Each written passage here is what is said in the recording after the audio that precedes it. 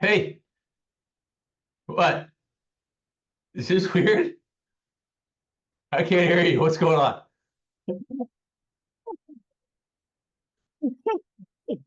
Oh, this is. Oh, sorry, bro. God, my schedule's wrong. My schedule. Oh, my schedule. She never's been out of town. Sorry, schedule's really off. Oh, oh my gosh. Oh, man. This is weird. This got So weird real quick. we are recording. All right. Even better. You know. No. Remind me later. Yeah. All right. Uh, hi, Ann. Hi. All right. I'm checking out All now. right. We're going to get going. And I hope you're not shy because that is going to be our intro forever. You know, like So. Gilligan's Island has sit right back and you hear a tale. Yeah, yeah. That will be Okay. ours. All right. So, Let's since go. this is our first podcast, I got to do an introduction. Okay. So I am Dr. House of the Real House MD, Hugh House. I go by Ty. So that's what our guest today will probably call me. And today I am talking about living sober with addiction, alcoholism with my good friend Matt Waldron, who is one of my newer friends. I have only known Matt since I was, what was I, 14? Yep, I think that's about right. So yeah, 40 plus years. Okay. Yes, we're still getting to know each other. Okay. So we are going to get started. All right, let's go. I'm excited. So start off just what is your story? We'll get into the living sober later, but what is your story from childhood? Big I was question. born. Okay. Wow. All right. So I'll it give you a was little help. dark. I Okay. want to know what your perception when you were young of both alcoholism and also drug addiction. So I'm talking about Sure. like your earliest memories when you were 10, 12, Yeah. 14, that kind of thing. Probably negative on both, right? Thought that the alcoholic was the bum on the street kind of situation.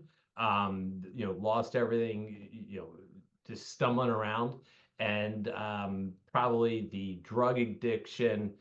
Uh, so 70s, 80s, probably thought they were like long-haired hippies, or something that really wasn't my scene. Lazy, and yeah, that's didn't think highly of either one. So, in my perception, I think I kind of thought that addiction was more the next level of partying. And I don't know if that's kind of more the cultural influence of like the rock stars or, Right. like the Jimi Hendrix was before us, but that kind of like that Jimi Hendrix story Yeah. or that John Belushi story, where Yep. it's just they started off drinking and then that led to drugs and that led to harder drugs. So that perception made me think it was something easily to avoid. You didn't party that hard, and you wouldn't be addicted. Um, I think the biggest one that I remember celebrity wise was Lenny Bias, but I Right. never thought of that as an addiction. I thought of No, I that didn't think of he that as was an addiction. partying and he had bad luck, but Yeah, that meant exactly. as a young, like as a high schooler, I was like, oh man, you better be careful because if you do anything, you could die, kind of thing. Right. Right. Um, And I'm probably of that same thought. And I probably didn't think about a rock star or whomever being a drug addict. I didn't think John Belushi was a drug addict. Big fan, Blues Brothers and all that. But when he died, I just thought, oh, bad luck. The guy overdosed, partied too hard, or did something. Never thought of it as an addiction. So when you decided to stop drinking, did you did your attitude change about it? Yeah, absolutely. So when I stopped drinking 30 plus years ago, it was definitely more about what was, I guess it was more about what was right for me, and really didn't think about the connotation or how it was perceived. And I was like, hey, this is what I need to do to get where I want to go. Um, because my drinking and everything up until then was my focal point for everything. Everything I did was all involved around drinking and partying and being loud and being fun. And then it was more about having to shift gears and trying to figure out what my next step was. So around that same time, and obviously I was around you when that happened. And Matt's last day of drinking was my wedding. So I definitely knew that you were going off to stop drinking after my Yep. wedding. And at that time I was in medical school, and I guess somewhere along the line, like somewhere high school, college, med school is when I started thinking of it more as a disease. But when I thought of it as disease, I kind of was like, there's nothing you can do about it. You know, it's like heart disease, it's like allergies, whatever it is. If you have the disease, there's nothing you can do to avoid it. And I think that's what was pretty much being taught in school at the time. Is that kind of what your perception was? I think my perception was, and it's probably for a long time still struggled with it. Is it a disease or is it a character flaw? Right? How is it that Ty and I can go to the same party, do the exact same things, but Ty can stop, but Matt has to keep going and can't stop? And so is it what's at the time it was more of what am I doing wrong and how come I can't, control that? Um, as opposed to thinking of it as a disease. A lot of times when I think of it as a disease, I kind of think of it, it's a I don't want to say crutch, but it's like it's out of my hands. This is what, these are the hand that was dealt. When I think of it as a character flaw, then I can kind of take ownership of it and make it work. This really depends on the day and the time. But now over maturity and learning more about myself and learning about things, I do understand that it's a disease and it is my character to have that disease, but it's also part of my character to um, live with it and combat it. Not that you ever beat it, but get past it.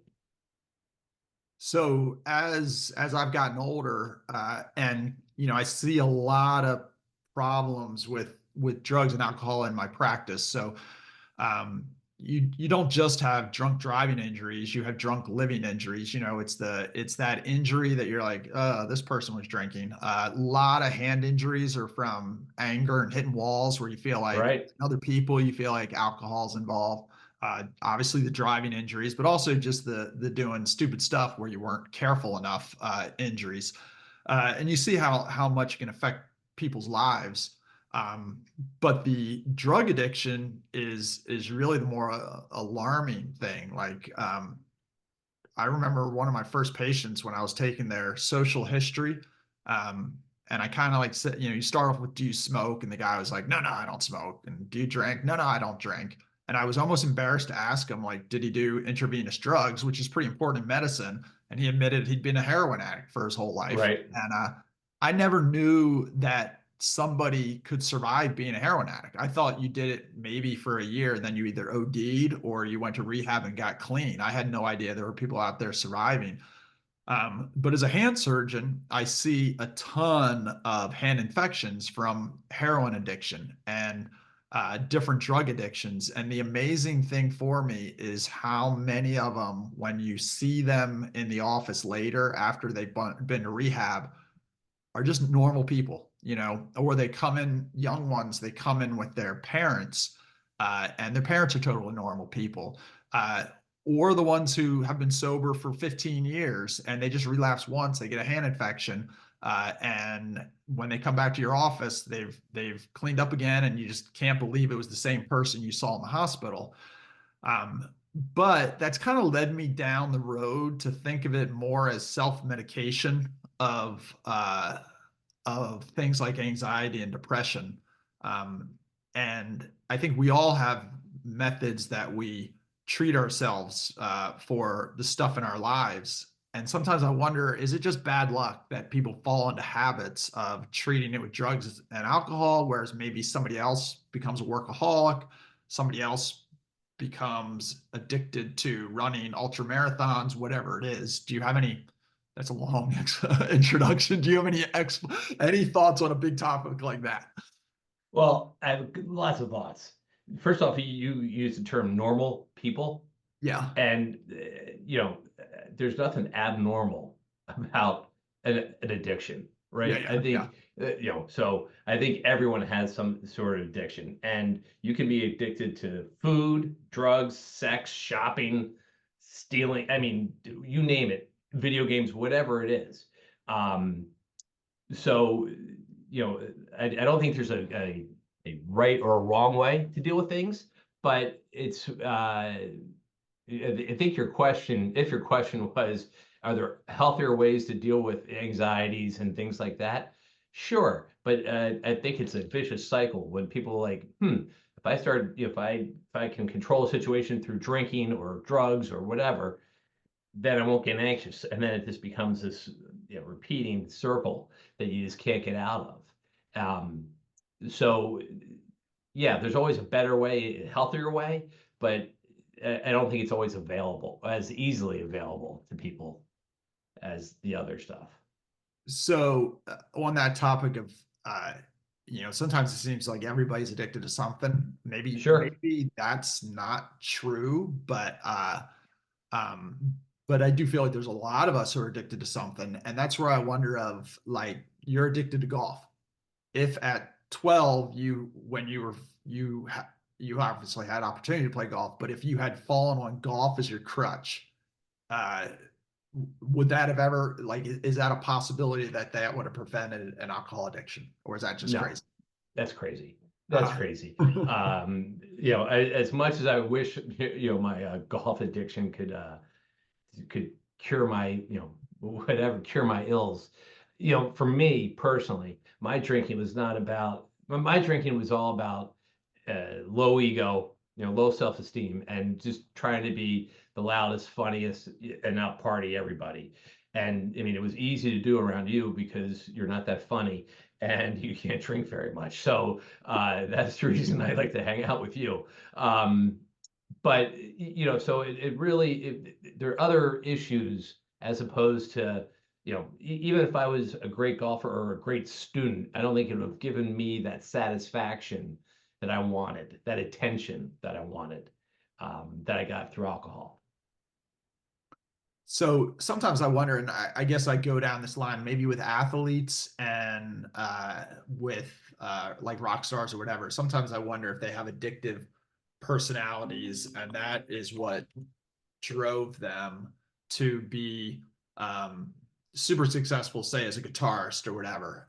But Sure. that same addiction that got them addicted to guitar playing just switched over to drugs and alcohol, especially once they made it and maybe they no longer got that thrill out of the guitar. And I feel like I've seen that with athletes. Even you see it with professional athletes sometimes where they're so addicted to their craft, and maybe when they can no longer do it, they turn that into drugs or alcohol. Yeah, it's so hard to say, right? Because it has to do, I mean, I think when you get down to an addiction, uh, one basically when I think of addiction, it affects your life somehow, some way. Like somehow your life has become unmanageable because of this addiction. So whatever it is that we talked about, if you decide that you needed to go running instead of going to your child's first birthday party, because I got to get my miles in, that's an addiction. If you like, oh, I got to get up early to run, and then I go to my kid's first birthday party, that's something else. That's just a desire to want to get somewhere, in my view. But so I don't know if one replaces the other. If they become a great rock star, then they start taking the alcohol and the booze. I don't know. It's really an individual basis on what the underlying cause is to get them there. So in my practice, I've had people who, I guess it's not, you're not replacing the drugs or alcohol with fitness, but I've definitely seen people use fitness as something that does help them along the way manage their stress and Absolutely. everything. And sometimes they get injured, and sometimes they're very open about the fact, like, hey, what am I going to do? This is my crutch. Is that something you've seen? Oh, absolutely. But it's also, for me, and exercise. A couple years ago, I went to a really good doctor, and he repaired my shoulder that I injured in a surfing accident. And So was it a surfing accident? yes, it was surfing. For the podcast, it was surfing. I don't remember that. Anyhow, we're moving on. HIPAA, won't allow me to talk about it. But I needed that structure of go because I used to go to work out daily. So my arm was in a sling, and I would go to a spin class just to get that, just to keep that regiment going with one arm, out just to keep that going. And there are things like that that I'm like, whoa, let's get healthy first, and then get back to doing everything I wanted to do. So yeah, there are times when the addictive personality takes over in other aspects of your life that you don't realize until you take a step back. And then is there any role of like nutrition, say, like as people, become more aware of nutrition and nutrition for health and nutrition for good energy and things like that? It seems that somebody who was able to overcome either an alcohol addiction or a drug addiction would seem to be like, oh, this is easy. Like this is giving up some bad food would be so much easier. Sticking with a nutrition plan would be so much easier. Do you think they have any correlation? Like, is it like been there, done that, or nothing at all? Nothing at all, because again, it goes to why they were because I think everyone has a reason why they got addicted to whatever. And again, it's more about um, their internal chemistry. And so, if at one point I took everything, kind of got the alcohol thing taken care of, and then I was like, you know what, I want to eat better and feel better. And it was not about giving something up. It was just because I wanted to do something new. It wasn't replacing something else. So I consulted a friend's wife who told me about protein and things of that nature. Realized Twizzlers with every meal aren't the best things. And so I think it's more of about a maturity as opposed to an addiction or trading one for the other. Because again, any addiction there's an underlying cause to it that doesn't often translate to other areas of your life. So I did a nutrition challenge, and you did it also with a bunch of friends last January. And I put a lot of money on one person who happened to be you, because I figured since you had quit drinking, it would be so easy for you to win the nutrition challenge.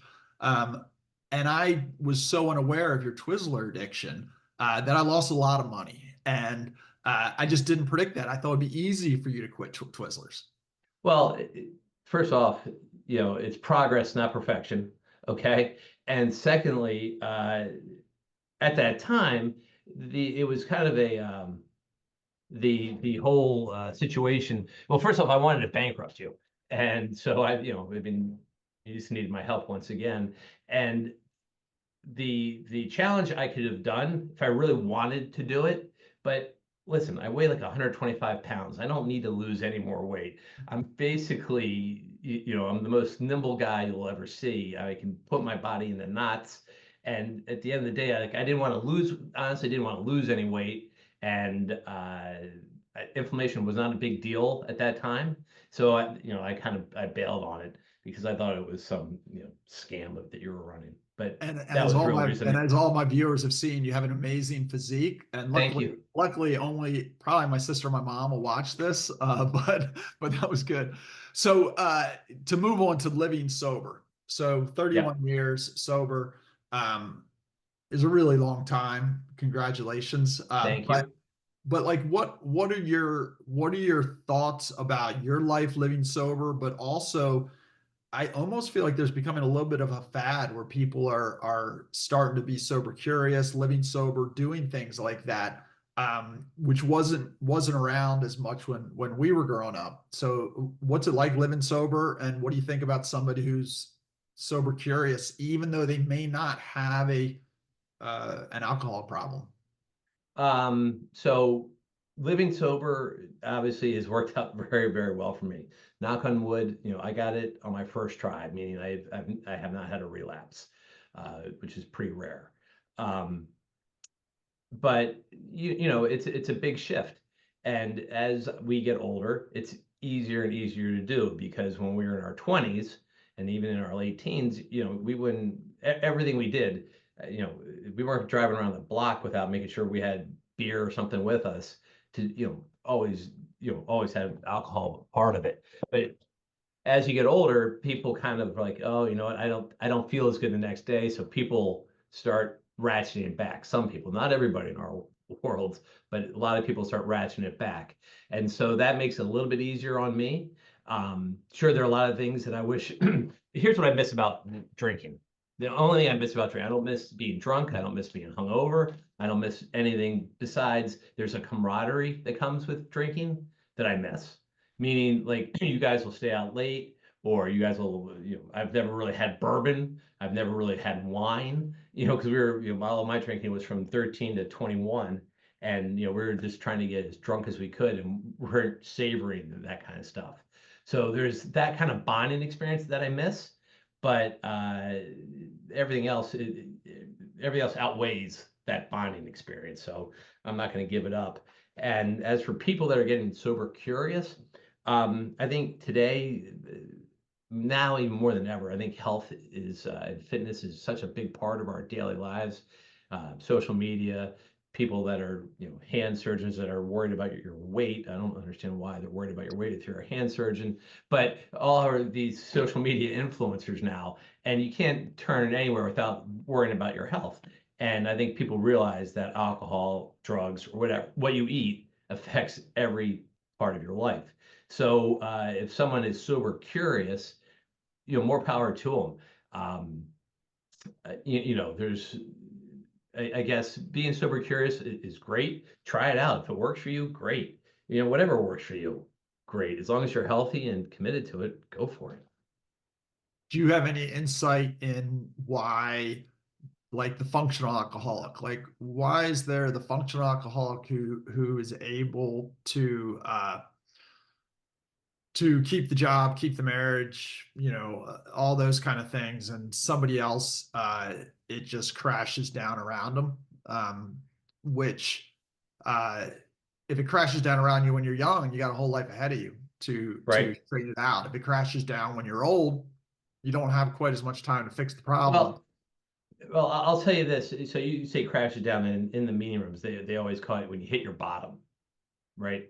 Uh, And and again, it goes back to your individual experience. What my floor, what my bottom is different than others. Mine was I couldn't graduate from college. I know other people that were getting DUIs, like 3 or 4 of them, and injured themselves or injured other people and kept drinking, and then kept going. So it's really, again, what their floor is, what their bottom is, what they're like, no more. I don't want this anymore. So yes, I was lucky that I got it on my first try, and I got it, when I was 21, 22. And so yeah, I didn't have shrapnel of a family that I hurt, or other people that I hurt. The only thing I've ever changed about my drinking was just the fear that I put my loved ones and my friends through when I was drinking. Because when I decided to stop, you and our friends were like, "Thank God, you needed to stop," and that was everything. so when the whole thing is I guess nobody can get help until they're ready to get Right, help. hundred Uh, percent. so you've probably been in situations where you're like, oh, that person needs help. Yes. And uh, do people ever seek you out of curiosity? Yeah, absolutely. Um, I get that phone call quite often, and it's from all different, hey, my son's in college, to some guy's at a party and is usually hammered, is like, dude, I want to try the, sober. And I'm like, great, drunk guy, let's talk tomorrow. If you're serious, call me tomorrow. I'm there in a heartbeat. Um, yeah, so it's, but again, it doesn't work if they're not ready and open to take the help. And And I've had more experiences where that's the case. and I would assume you can never make the first move. Like you're not being like, hey, call me if you wake up. Yep. Kinda. I've no, it is one of those. It's like, yeah, there's been a couple where I'm like, if you ever want to talk, I'm around. Uh, Never get that phone call, but because it's they're not ready for it, or haven't gotten that phone call yet. Um, and again, I don't want to push it. I mean, it's but I'm here, and if they need it, and I think I'm pretty open about it to, my network of people that, this is my path and this is what I've done and this has worked out pretty well for me. So I'm here to help. And then how do you handle it when parents call where clearly the kid's not ready? We have college age kids. I have kids out of college. How do you handle that? I'm sure parents have called you worried about their kid, but their kid has not made the connection yet. Yeah. Well, it's funny. So my parents, when I was in college, were making that phone call to a friend of theirs who actually reached out to me and asked me to his house to have brunch one day, and over the weekend. Came in hungover as anything, and we had this talk. And I thought he was going to offer me a job. I was a senior in college, and it didn't. He was just telling me what he went through and what he was feeling, and I was like, yeah, okay, this is odd, and literally left his house and was like, oh my God, that's what I was feeling. And probably a month later, then I called him again and said, all right, what do we need to do to get past this? So it's about planting that seed. Um, and it's the same thing with the parents, so like you said, now that would reach out to me and be like, hey, I'm here. I'm happy to talk to the parents. I'm happy to talk to the kid. But again, if they're not ready, it's not going to work. But I want them to know that I'm around, and that's it from when they are ready. And then what's it like socially now, you know, being out socially where people are still drinking? You hope most of them are moderate drinkers. What are your insights as a past middle age non-drinker? Past middle age non-drinker. Wow. My insights are you still can't hold your liquor, and you are more obnoxious than most. But in all honesty, I always have a couple like rules. I always want to make sure I always have my own exit, to get out of the situation, because as the night goes on, and depends. I like smaller gatherings, but often in larger gatherings, and if it's real close and it's getting to be 10 o'clock or so, people get really like in your personal space as they start talking to you as they drink more. And and I get it, but I'm always like, okay, back off a little bit. Um, but so I always want to make sure I always have my own exit, going. My interesting is part of my wife. She drinks and has a good time and can stay late. Usually for me, about 10 o'clock is a late night for me because that's when people start really getting over the tips of their skis. And that's when I need to ratchet it back. But she still wants to hang out with her friends. She's not drunk or anything like that, but she likes to keep going. So depending on where we are, I usually, can leave and she'll get a ride home with somebody else. And that works out well for us because it's what we both need to do in that situation. Is it easier in your 50s than it was in your 30s, or it's the same? Sure. It's the same. It is the same. I think as we get older, I think other people are more cognizant of it, and so they may be ratcheting it back a little bit. So there's not that hey, why are you drinking? Like, hugging you or jumping on you, and they're drunk and I'm not. So Yeah. And then parenting, and not just to your own kids, but being an uncle, and having family friends and all those kind of things. Uh, is it any different as far as maybe you worry about people or feeling like you should give advice, or is it more like people need to live their lives and make their own mistakes, and I'm here if anybody close to me, something happened to them? it's Like, do you more do it's anything more different? it's more of the second, right? Because Uh, the way I often think about it is if I had an allergy to chocolate, thank God I don't. But if I had an allergy to chocolate, I wouldn't tell you don't eat chocolate because it doesn't work for me. So uh, alcohol doesn't work for me. It could work for you. Chocolate could work for you. So live your life. If there's an issue, if there's a problem, I'm the first call. I will jump in immediately. But until it doesn't work, I kind of stand back and let you live your life. so do you have any thoughts on just how sometimes alcohol is too involved? Like we talked about golf. You you drink after you or during your golf game sometimes. Right. People drink when they play golf. You can't watch football without a beer commercial. I saw my first wine commercial during football today. Um, it's just so everywhere. Um, does that bother you at all? Does that not make a difference? Nah, doesn't make a difference.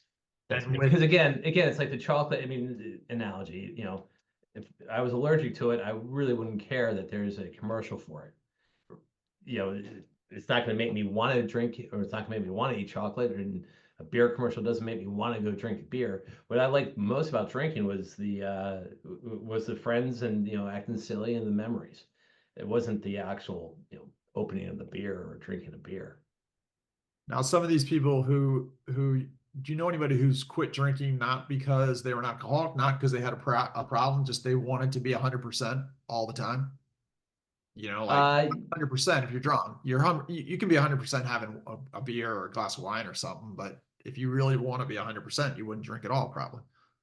yeah. I mean, I know people that have tried it, just to give it up for maybe a month, just to see. And, yeah, there are definitely people that are out there because it works. It doesn't work. They want to see what it's like not doing that. They want to lose weight and they, stop drinking and they feel that they feel sharper and clearer and they keep going. I know a bunch of those people.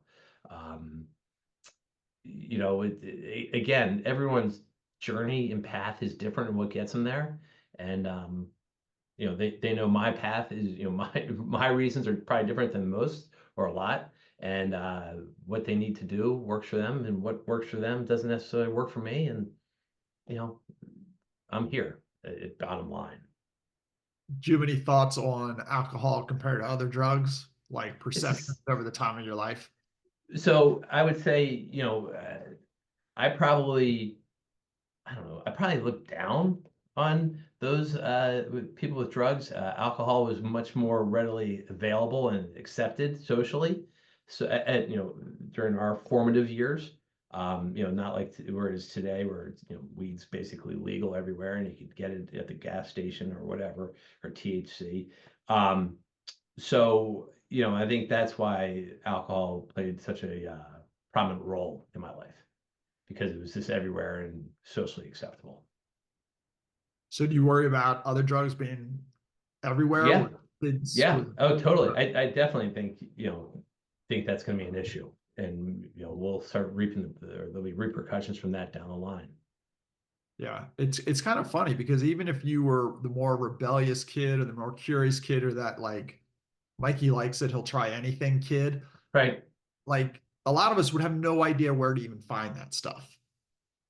So like we knew where to find beer, uh, Sure. but we wouldn't know where to find that other stuff. And that's always in the back of my mind of if you make it too easy to get, there's the whole idea that maybe, you hear people talk about that nothing should be illegal. And then, you wouldn't have this black market and crime and all those kind of things. But you're like, who knows what person is saved by the fact they can't get their hands on it. Yeah, but I also think if you really wanted it, you could find it. Anything. Yeah. I don't know, your very first time, like where would so where would you even go to find it, I wouldn't call you nerd. I would probably give it to somebody else. Yeah. So what would be your main takeaways if you were given a lecture to a bunch of young, sophomores in high school? Somebody said, hey, we want you to come in. What would you be telling them? What I'd be telling? Well, that's a good question. I would, you know, I guess there are a bunch of things I would tell them, right? And I'm not naive, and I'm never going to say to somebody, don't drink, don't do this, don't do that, because I don't think that's realistic. Um, but I would say, hey, live your life, but be true to yourself, right? If you know what you're doing doesn't make you feel good, or if it makes you, you know, you don't like what happens afterwards or how you feel after an event or something you do, probably something to think about, and maybe you can kind of ratchet it back. Um, I think it would be more of you only get one chance at a first impression, and so keep that in the back of your mind. when you're out there, when you're acting silly, when you're getting drunk or whatever you're doing, just keep it within the guardrails as much as you can. It's going to happen when you go over the guardrails, but make sure you're always got some room to come back into the middle. So when I've seen a lot of people talk about addiction, one of the big problems I see is that they like to sometimes tell stories about when they were addicted in almost like a bragging way. Like, I used to be so cool. And they would tell maybe funny stories, exciting stories, but almost like bragging, and then switch gears to how it ruined their life, and then how everything's better sober.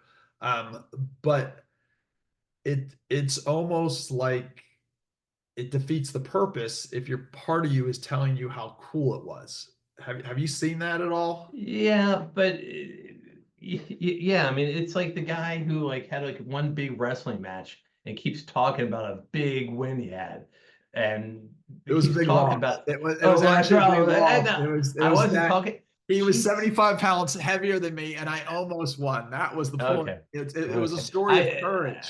I, and no one said where I was talking about you, but it's the same. It's the same thing.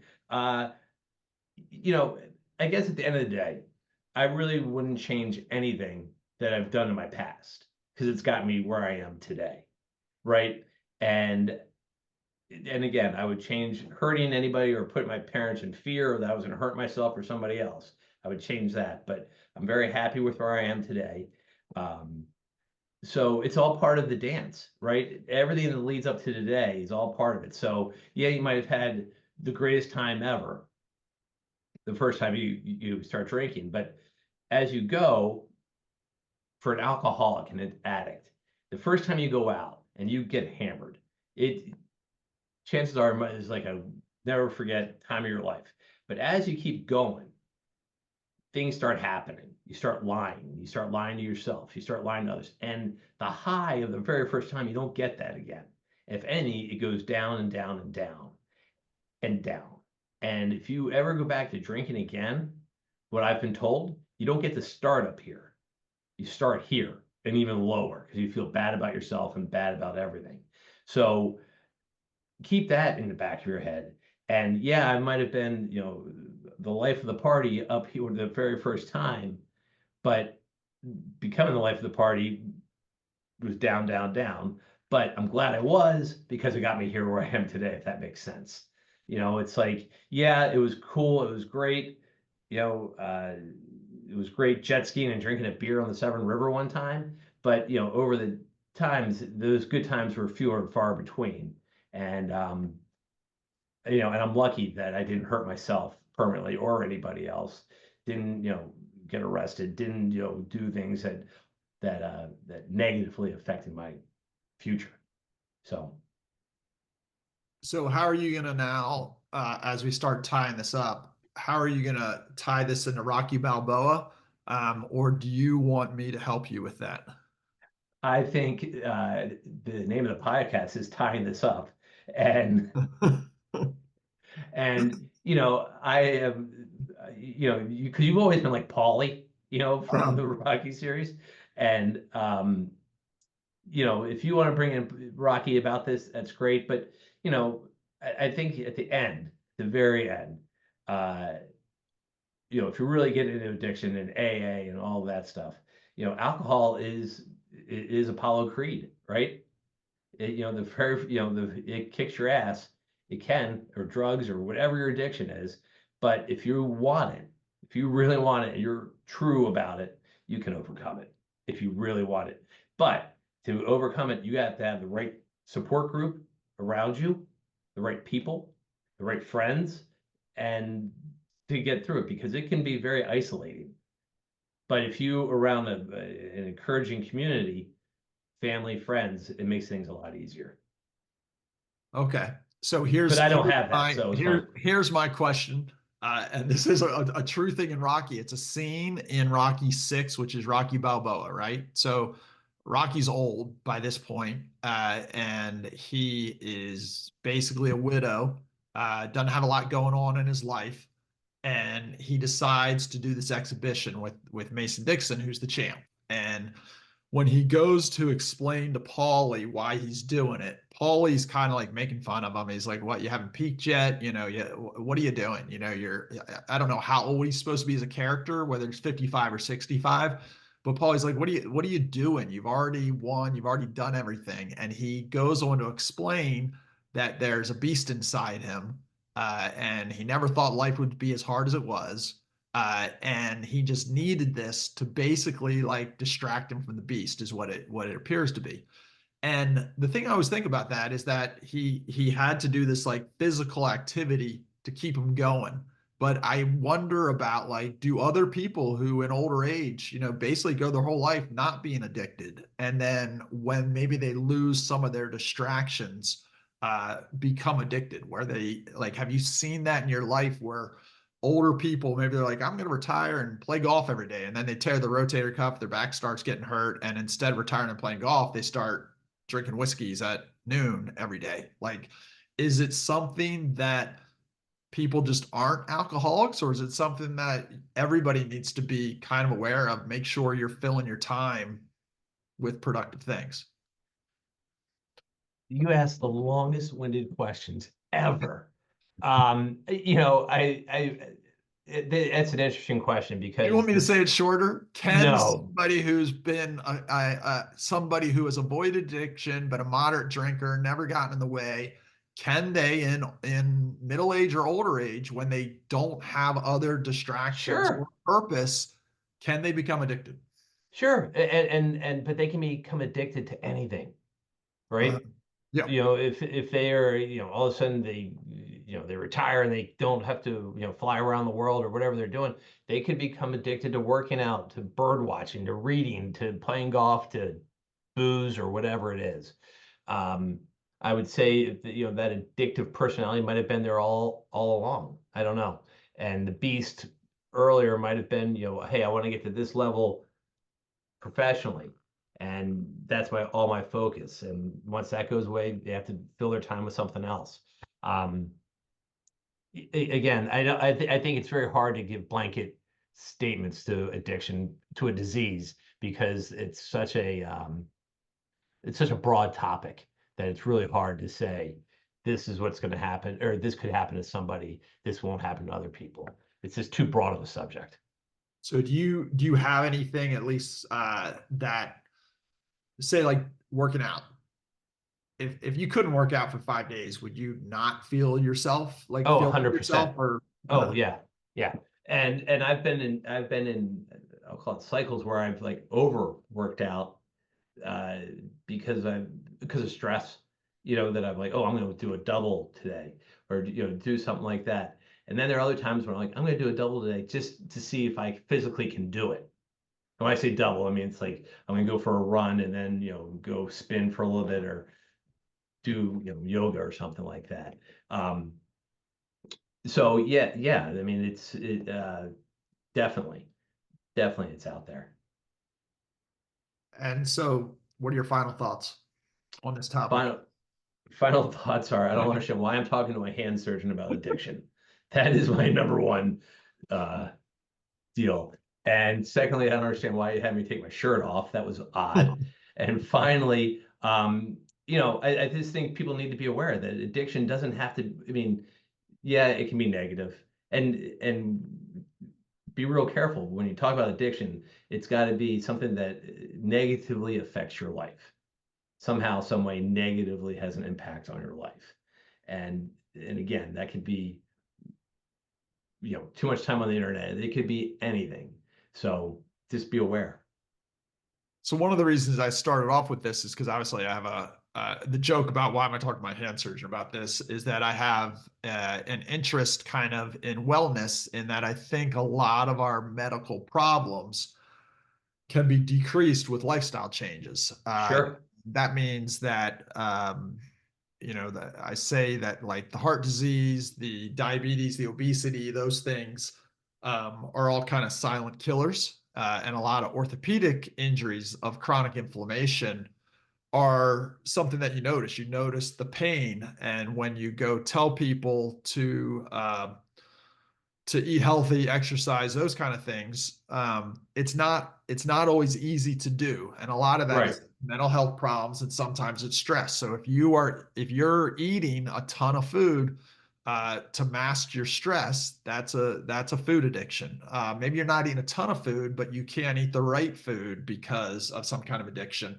And maybe you can't exercise because your time is being taken up by other addictions. So that's why I was Yep. like, oh, let's talk to Matt about stress addiction, because there is a relevance to it. I discussed previously how alcohol, drugs directly affect my job, but it's just getting a little bit of insight how we all are dealing with stress and trying to guide people to healthier ways to deal with their stress, things that are beneficial to them instead of something that's actually hurting them. But when you get into uh, addiction and addiction problems, that can be literally the very first thing. Do not stop, do not pass go. Take care of this first. So that's why I was like, oh, let's start with a hard hitting topic and go from there. Yeah. No, and it's a relevant topic, right? Because stress will never go away. Yeah. And how you deal with it, today might be different than the way you dealt with it 30 years ago, but you're still dealing with it, and you got to make sure you're dealing with it the best way you can, the healthiest way you can. And when you started off by talking about guys coming in with hand infections from, I just was thinking, my emergency room visits in college, I first time I got stitches was in college from a alcohol related incident. Everything was broken legs. Everything was alcohol related, and it's funny now they're few and far between. Good. All right. Well, we'll wrap it up so you can All get right, some dinner. all right.